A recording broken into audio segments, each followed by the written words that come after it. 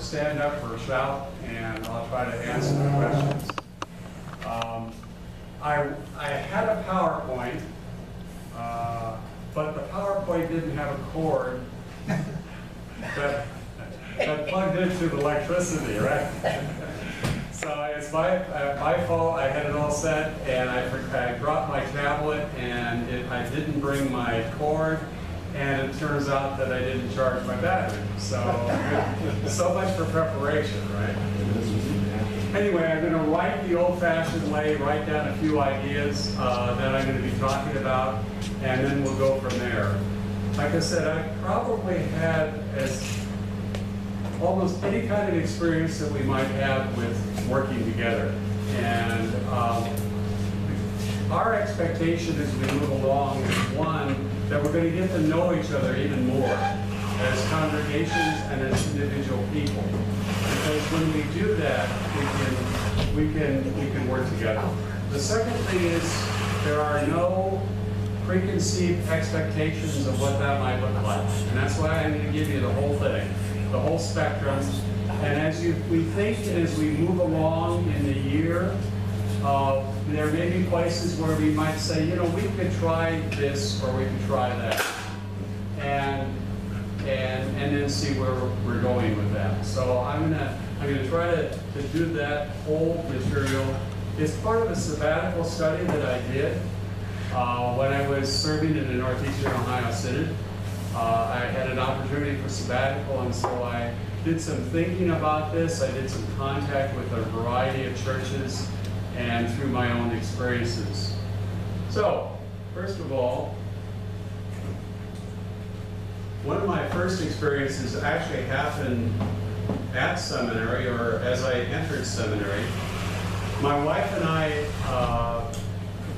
were trying to decide which congregation to join, and we were close to the congregation in Berkeley, Lutheran Church of the Cross, and so we decided to join that congregation. Well, we didn't realize that, but right in the midst of that decision, they were deciding to merge congregations. And so they put together a process to work with 4 congregations coming together as one congregation in 4 locations. And this was kind of new to the LCA at this point. That was an LCA group of congregations. It was a new idea that they thought that they had the market on. And so they were able to put together these 4 congregations with 4 locations and 4 pastors. There were a few problems with it. There are a few problems with it. One, each of the pastors had a unique personality, and not necessarily a compatible personality. They were each great pastors by themselves, but as a team, it didn't work. The second problem is the congregations really weren't compatible. Each of the congregations had its own unique personality, and they were really distinctive. There was one congregation which was right on University Avenue, if you know Berkeley, right on University Avenue, in the midst of a community that was becoming increasingly poverty-stricken. There was no really basic neighborhood except in the back part of that. And so they were kind of the city congregation. There was a congregation that was over by the university with basically working with students and other folks from the university. It was highly intellectual and probably becoming more radicalized in the 1960s as Berkeley did. The third, and some of you, you know this, right? This is all familiar. The third congregation was a Finnish background congregation who still had a Finnish language service in addition to the English service. And the pastor was from a Finnish background. And so the 4th congregation was way up on the hill, Grizzly Peak. And basically it was a congregation that, you know, people lived up on the hill, and they were away from the city. They drove from their work, but they were up in the hill, and so it was more of a affluent, if you will, kind of congregation. So each of the congregations had their own uniqueness. The pastors had their own uniqueness. And the third part of the problem was the idea kind of percolated up from the pastors. They thought this would be a really avant-garde way of doing church. And so they put it together. They had conversations with the congregations, but in my estimation, the congregations were not sufficient to really have a buy-in from the congregations. And so with those kind of limitations, I think the experiment lasted about 2 or 2.5 years, and it fell apart. All the pastors left, or most all the pastors left, and they went back to being the congregations that they were. So that's my first experience with mergers. It doesn't mean that every merger isn't bad, because I'll talk about a merger that I think worked later on. So that was my experience even before as I entered seminary. It was helpful to me, but also confusing. The second part then is as I graduated from seminary was my experience with my first congregation. And that was in Oakland. I served as associate pastor of St. Paul's Lutheran Church, St. Paul's Lutheran Church in Oakland. And it was a wonderful experience, an opportunity that I had to work with a congregation that was, again, a Swedish background congregation, but who decided that they wanted to be more involved in the urban scene of Oakland. And so they called me to do some of that work. One of the things that I did early on was to join the Interdenominational Ministerial Alliance, which was a combination of a group of African American pastors and a few white pastors who came together to look at the city of Oakland and to be concerned about the city. It was really a great experience. For some reason, I was elected treasurer, and I actually bankrupt them, but that's another story. But it was a great opportunity to see the urban scene in the early 70s in Oakland, and some of the struggles of trying to revitalize the community. After 2.5, 3 years as associate pastor, I moved down to Inglewood, California. I don't know how many of you know where that is, but it's right under the flight path of LAX. So we had all the airplanes kind of coming over the top of us.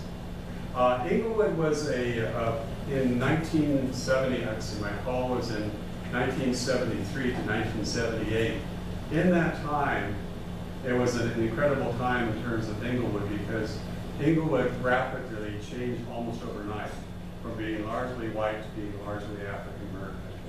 There was a lot of blockbusting. There were a lot of really bad kind of actors who were trying to take advantage of the scene, and so there was a significant transition also in our congregation.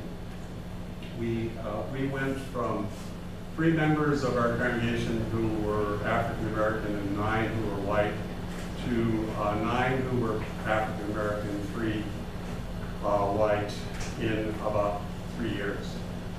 So it was a very significant transition. So there were just 12 members in the congregation? No, this congregation. Not this council, I'm sorry. That's That makes more sense. Yeah, that's all right. No, we had a really good, probably about 100 in worship on a Sunday. The wonderful thing is that there's still really a strong congregation. In fact, one of the strongest, largely African American congregations in the synod down there. What's the name of the church? Holy Trinity Lutheran, right on Crenshaw Boulevard. So it was yeah, it was really an interesting time. One of the things that was really critical in talking about shared ministries, this is another model for shared ministries, was what we formed together as three congregations, one a Missouri City congregation, an ALC congregation, and our LCA congregation. A three-part partnership with the Lutheran Social Services, and we put together what we call Chin Up, which was basically working with persons who are in poverty, struggling with living in the urban core. And so we had one person who worked on the phones to help them to get the assistance through a variety of means. So it was really kind of a referral kind of agency, and some connections with our food closets. This is a great opportunity to work together and to see a way of working together as congregations and a social ministry or agency, because you all have social ministry organizations and agencies in your community, and it's a real great opportunity. We fortunately had a Lutheran Social Service agency, and that's who we worked with to provide this ministry to this rapidly changing community. So it was a great way of partnering.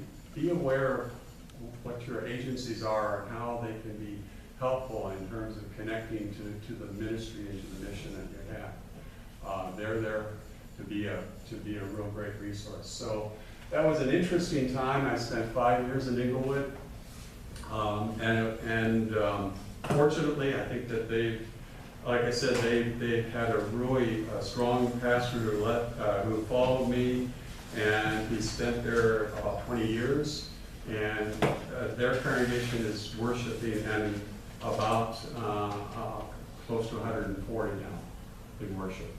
So that was just a great opportunity for me, both to learn as a young pastor, but also then to realize God kind of acting in a variety of ways to do ministry. The next call I had was actually to Sacramento. I moved from the Los Angeles area to Sacramento in 1978 to be at First English in Oak Park. First English, of course, is a congregation that was one of the few quote, integrated congregations, and continued through pretty much all its history. One of the things that I spent 12 and a half years there. I worked with a number of the agencies, the Mental Health Board, the Redevelopment Agency, and a number of other agencies that helped, and we were, I think, known over a period of time, not just in my ministry, but over a period of time with my predecessors, to be an active part of that community and a significant part of that community. One of the things that we began as we moved along, this was a time when we were kind of looking at how we could work together with the other congregations in Sacramento. And we actually began work. We had still a good working relationship with Missouri Synod and a couple of the congregations of theirs. And at that point, there was not a merger, so it's still ALC and LCA congregations who were moving towards merging together, or coming together. We formed Sacramento Area Lutheran Ministry, SALM, and one of the things that SALM worked on was, and it was eventually, and I don't know either a plus or minus to this, but was this Sacramento Lutheran High School, which is now an Elk Grove. One of the other things, we worked on a number of other projects, and we were able to be the kind of some of the ecumenical conversation in Sacramento because we were formed as a Lutheran group together. Let me stop there, and if you have any questions so far, what I've covered.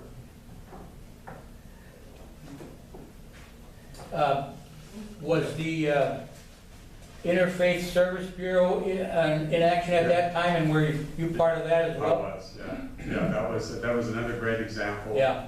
And we, because of my, as a director of Psalm, I was able to serve with the Interfaith Service Bureau as one of the Lutheran representatives. Yeah. What was the structure of Psalm? Did it have staff? Did it? what did it do? I was a part-time staff. I was a quarter time of my ministry was served as director. There was a board. I'm a little bit foggy about some of the details of that, but we had a group of people who kind of came together and acted as kind of a board. How many congregations?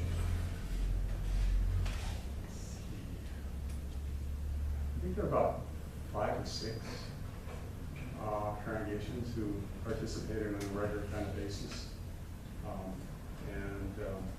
So there are some real opportunities that we really didn't follow, but one of the things, of course, that the Missouri congregations really did push was the school, and that was really critical for their participation.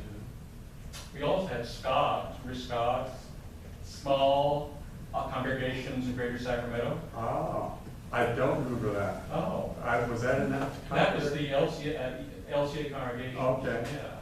Was it before It Psalm? was about the same time. Yeah. 970, let's see, 80, somewhere in the 80s. Yeah.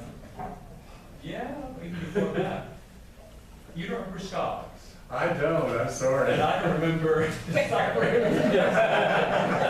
were across here. What was the structure of Scots? It was the smaller, like Our Redeemer was part of it, and small congregations, Greater Sacramento. It's sort of what Ron's describing here, but it sort of fell apart. Okay, any other questions? So that was a real opportunity to work together on a pan-Lutheran kind of basis. In 1991, I left First English and I moved down to Fresno for an interesting call, which was a merger of 3 churches. And this is a merger I think that worked. And I'll tell you one of the reasons, a couple of reasons why it worked. Not many mergers are happening these days, probably for good reasons, because they don't always add a lot. Sometimes they'll subtract from the mission of the church. But I think that there are some ways in which it's helpful. Our Savior's Lutheran Church was a former AELC congregation that came into, was a part then of the ELCA as it came into existence, as the ELCA came into existence. So it was a former Missouri background. The other congregation, St. Paul's, was a second World War II German immigrant Lutheran congregation. So almost everyone had immigrated right after World War II, and they virtually were all German. The third congregation was a First English congregation, which was a Swedish background congregation. It was the first English-speaking congregation in Fresno, when the other congregation, like St. John's, spoke German. And so these 3 congregations were within 2 miles of each other. And so it made a lot of sense. It didn't make a lot of sense for having 3 buildings and 2 small congregations and 1 shrinking congregation, Our Savior's. So they decided to form a merger before I came. And the Synod staff person asked me if I was interested in coming. And I said, yeah, that sounds kind of intriguing. And so I interviewed and I was called to the congregation. There was also an existing pastor there, David Lundgren, I think some of you